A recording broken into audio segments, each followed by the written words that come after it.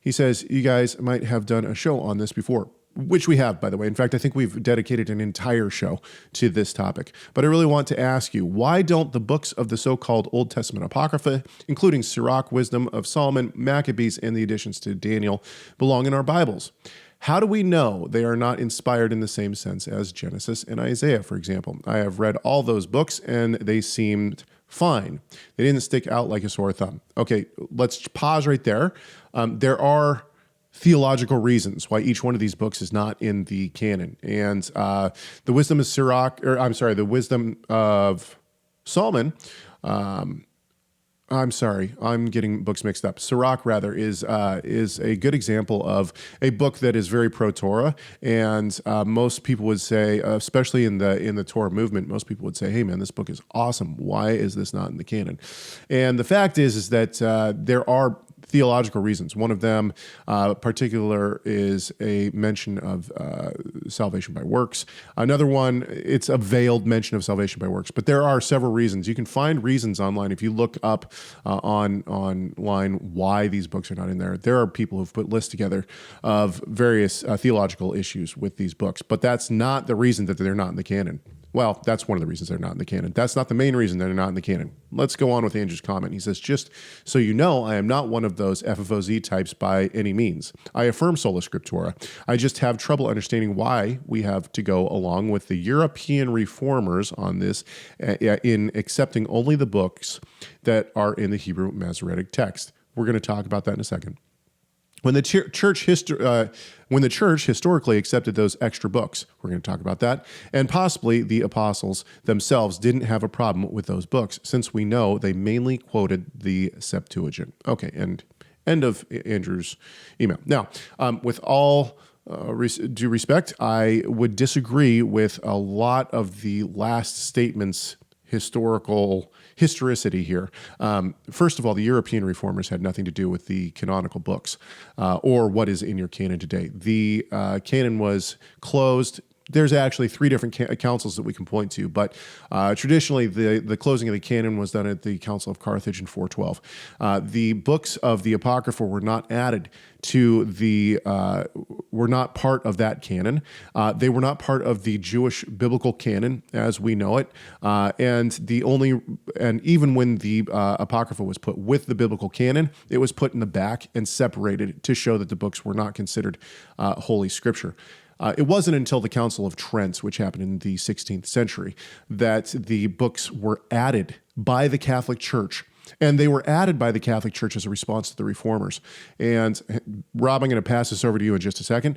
But the reason it was a response to the reformers is because the apocryphal books were never considered to be Holy Scripture, although they were considered to be on a level of worthy of study. And the Council of Trent decided, well, since the reformers reject the Apocrypha, as everyone has, what we'll do is we'll add them as Holy Scripture to the canon. And now, because we can. Because we can, right. And now what they say is, well, the reason for this is so that they can say, look, to their congregants, look, the reformers are rejecting Holy Scripture. They don't even believe in the biblical canon.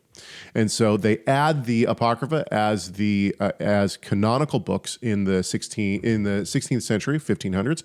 And the Council of Trent, by the way, spanned what? I think it's just under 20 years or something like that. So it was a very long council, but neither here nor there. The point simply is that the Catholic Church adds the books of the Apocrypha. They were never considered scripture by the Jews or the Christians up until the 16th century and the Council of Trent. Now the Catholic canon is different than the what we could call the Reformed canon. But the Reformed canon is actually the canon that was decided upon by the Church in 412 at the Council of Carthage. All right, I'm going to pass this over to you. Go for it, Rob. So, yeah, regarding, you were talking about that cluster of things that he kind of put together, the last sentence or two there. One of is the Septuagint. Right. And we've talked about this many times. There is no, quote, Septuagint in the first century. It's not like it's a book that you can go buy at the store, right? What we have are various manuscripts of Greek translations floating around.